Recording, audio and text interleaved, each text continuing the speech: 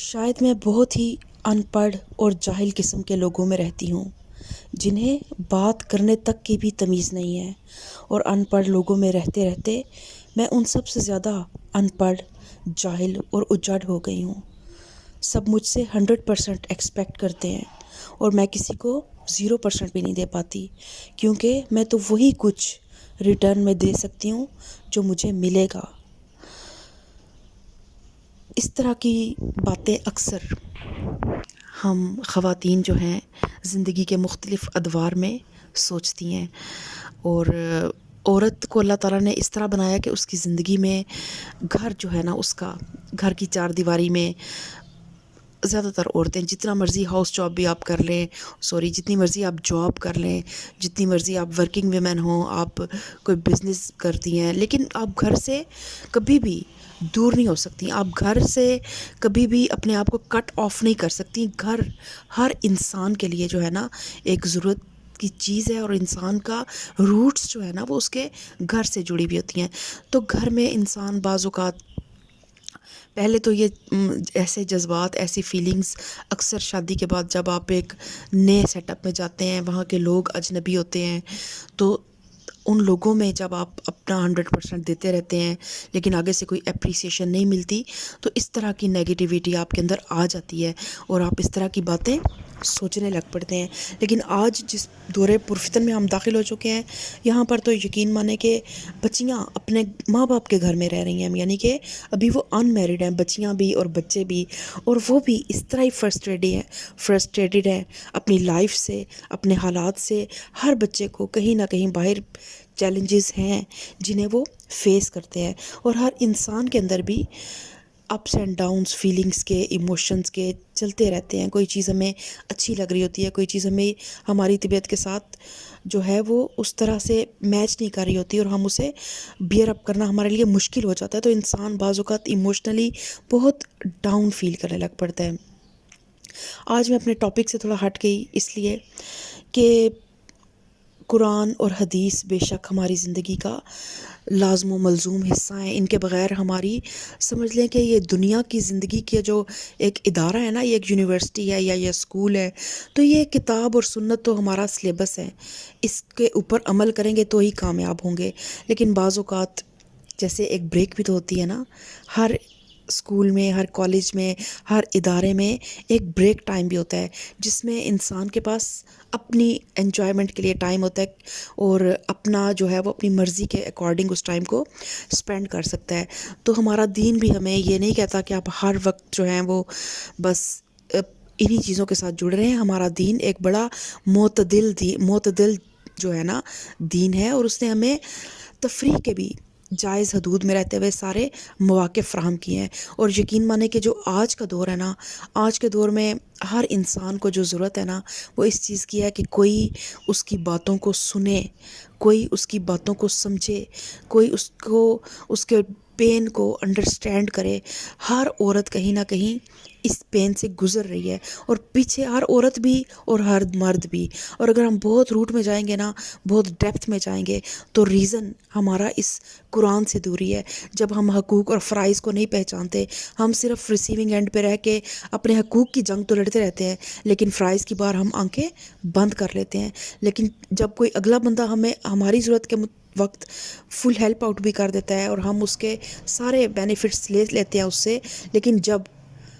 اس کو ضرورت آتی ہے، یا جب آپ کو اس طرح کے وقت کی ضرورت آتی ہے، تو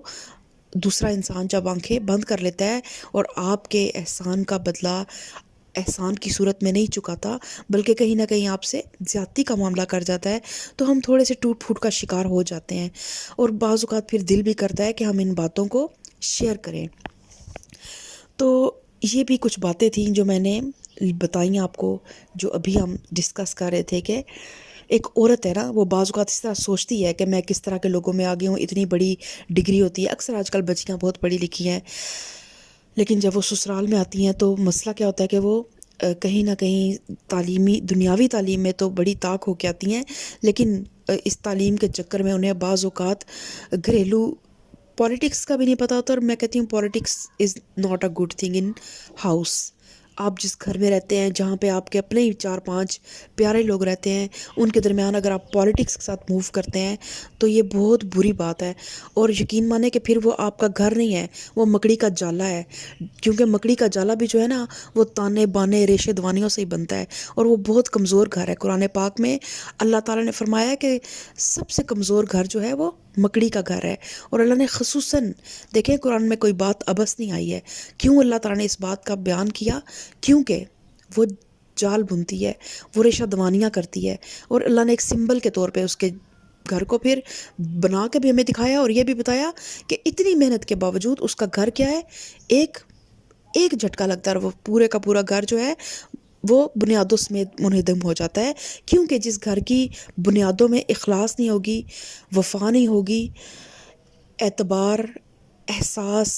قربانی، یہ چیزیں جذبے جب تک نہیں ہوں گے نا، تو سمجھ لیں کہ وہ گھر جو ہے وہ کھوکھلی دیواروں سے بنا ہوا ہے.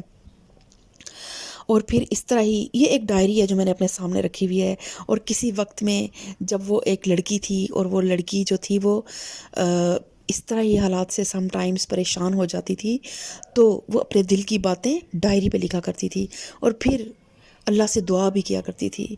شکوے نہیں کرتی تھی، شکایتیں لوگوں سے نہیں کرتی تھی، ایک ڈائری پہ لکھتی تھی، اور اسی ڈائری میں اللہ سے دعائیں بھی مانگتی تھی. پھر اللہ تعالیٰ نے اس لڑکی کی دعائیں قبول کیں اور اس کو اپنی طرف بلا لیا. تو وہ لڑکی اپنی ڈائری میں لکھتی ہے کہ ایک صاف، شفاف اور محبت کرنے والے انسان کو جب مطلب پرست لوگ اپنے اپنے مفادات کی خاطر استعمال کرتے ہیں، ہر شخص اسے اپنی طرف کھینچتا ہے صرف اپنے مفادات کے لیے، الفاظ کے جال بچھاتا ہے، رشتوں کو یوز نہیں بلکہ مس یوز کرتا ہے، تو انسان کے دل میں اس طرح سوراخ ہو جاتے ہیں جس طرح چھلنی میں، اور اس چھلنی سے اس کے دل میں پائے جانے والے سارے لطیف جذبے، یعنی محبت، عقیدت، اپنائیت، ملنساری، خوش اخلاقی، وفا، ایثار، قربانی، خلوص، پیار، دوستی، غرض ہر نرم اور لطیف جذبہ اس کے دل سے نکل جاتا ہے، اور دل کی سرزمین پر نفرت، بیزاری، بے اعتمادی کے کانٹے دار ببول اگاتے ہیں. تو یہ بڑی درد میں ڈوبے ہوئے کچھ الفاظ ہیں جو کسی وقت میں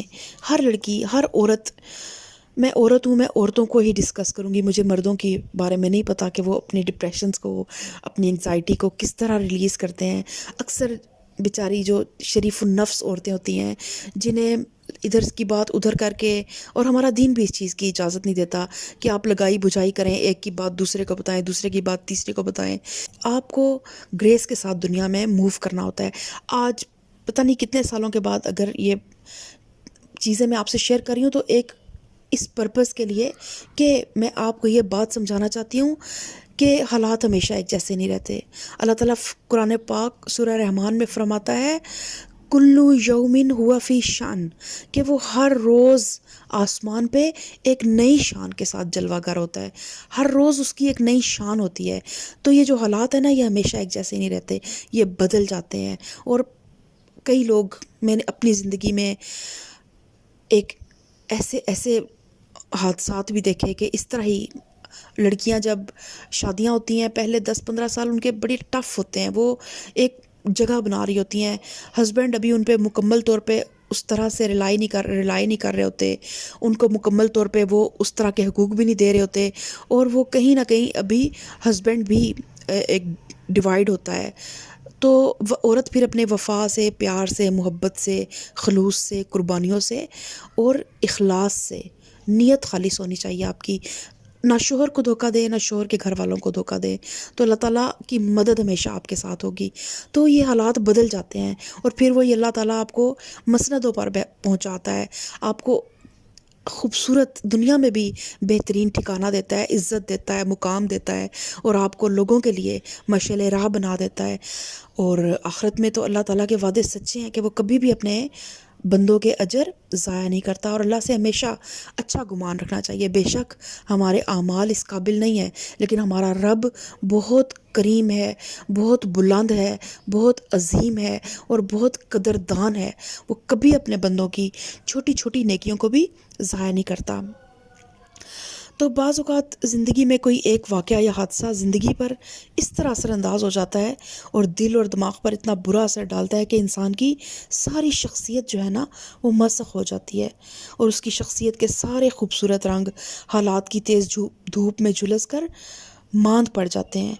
اور وہ خوبصورت تصویر سے ایک بے رنگ عکس میں تبدیل ہو جاتا ہے۔ لیکن آپ نے یہ نوبت نہیں آنے دینی، اور کبھی بھی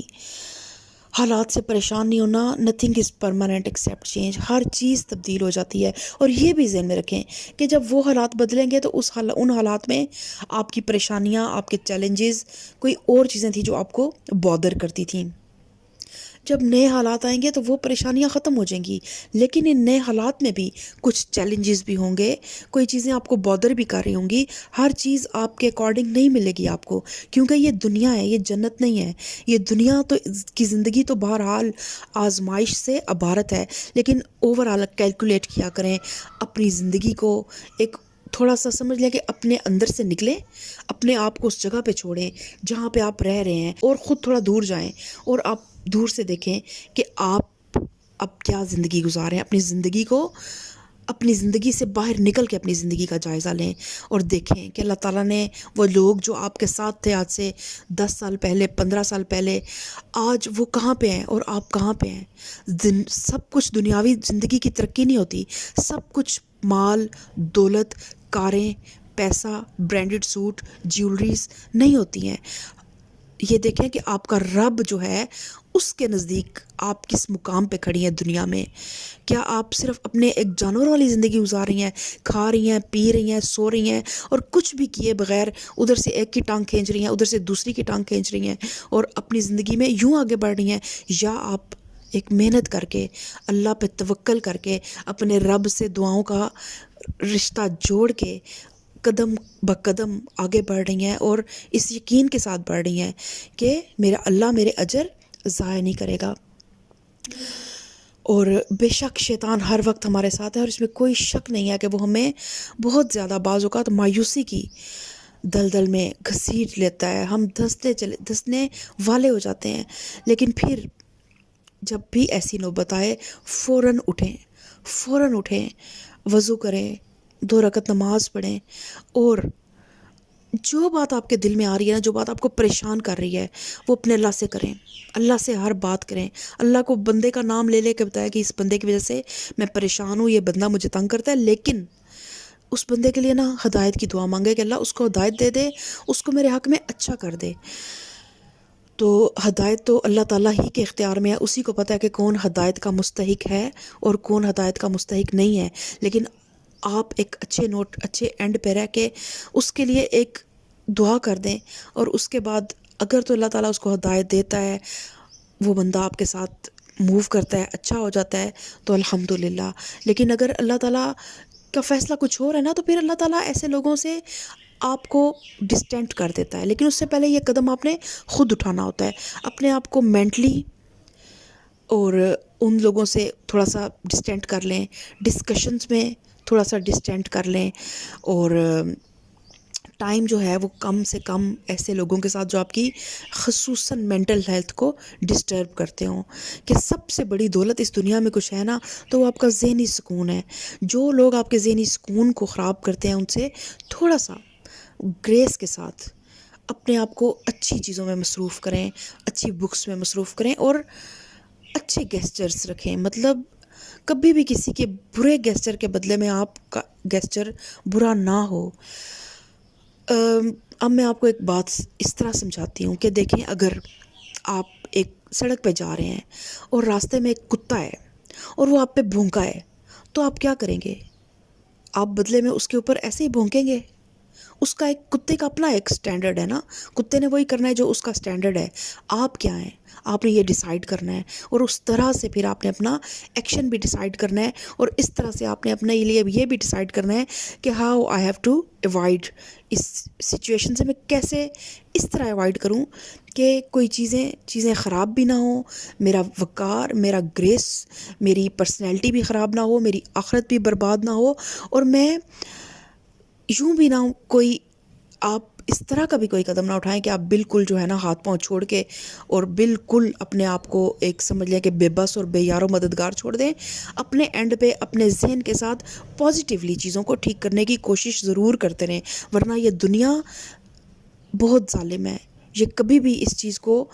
نہیں انڈرسٹینڈ کرے گی کہ یہ انسان کتنا اچھا ہے اور یہ کتنا گریس کے ساتھ کس طرح ہماری ہر بات کو درگزر کر کے ہمارے ساتھ کتنی اچھا معاملات کر رہا ہے.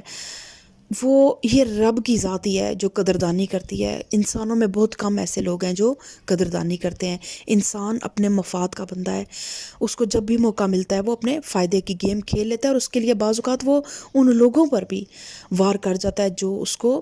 احسان جنہوں نے کر کر کے اس کو کسی مقام تک پہنچایا ہوتا ہے. دیکھیں اس کی ایک چھوٹی سی مثال ہم اس طرح لے سکتے ہیں کہ والدین دیکھیں, ہم انسانوں پہ کتنے احسانات ہوتے ہیں ان کے, لیکن ہم تھوڑے سے بڑے ہوتے ہیں تو ہمیں اپنے وہی والدین بعض اوقات اپنے راستے میں رکاوٹ لگ رہے ہوتے ہیں, اپنی ترقی کے راستے میں رکاوٹ لگ رہے ہوتے ہیں. ان کو وقت دینا ہمارے لیے ایک بڑا ٹاکسک لگ رہا ہوتا ہے کہ ہم کیسے ان کو وقت دیں. تو اس لیے جو انسان اپنے دنیا میں لانے والے ماں باپ سے بھی بعض اوقات اوفینڈ ہو جاتا ہے نا, تو اس انسان سے ہم کیسے یہ ایکسپیکٹیشن رکھ سکتے ہیں کہ وہ دیکھیں ماں باپ سے پیارا رشتہ کوئی نہیں ہے نا. اگر ہم اس رشتے پہ بھی حق ادا کرنے میں کمزور ہے نا, تو پھر باقی سب رشتے تو مٹی کا ڈھیر ہیں, کچھ بھی نہیں ہے ان کی حیثیت. تو سب سے سچا اور سب سے کامل رشتہ کون سا ہے؟ اللہ تعالیٰ کا رشتہ ہے. تو اللہ تعالیٰ سے دعاؤں کا سلسلہ ہمیشہ جوڑے رکھیں. تو اس آج جو میں نے دل کی باتیں کی آپ سے, اور یہ ہر لڑکی کے دل کی باتیں ہیں, اور میں کوشش کروں گی کوئی اس طرح کی روٹین بھی بناؤں کہ قرآن اور حدیث کے ساتھ ساتھ کچھ میں صحابیات کی زندگیاں آپ کے ساتھ شیئر کروں کہ وہ کس طرح بلند خواتین تھیں, کس طرح وہ عظیم عورتیں تھیں, کس طرح انہوں نے زندگی کے چیلنجز میں اور غربت میں اور تنگیوں میں اور اپنے دین کی وہ دور جب دین شہادتیں اور قربانیاں مانگتا تھا, اس وقت انہوں نے اپنے بچوں کو, اپنے شوہروں کو, اپنے بھائیوں کو بھی قربان کیا اور بڑی عظمت کے ساتھ خود بھی دین کے لیے کام کیا.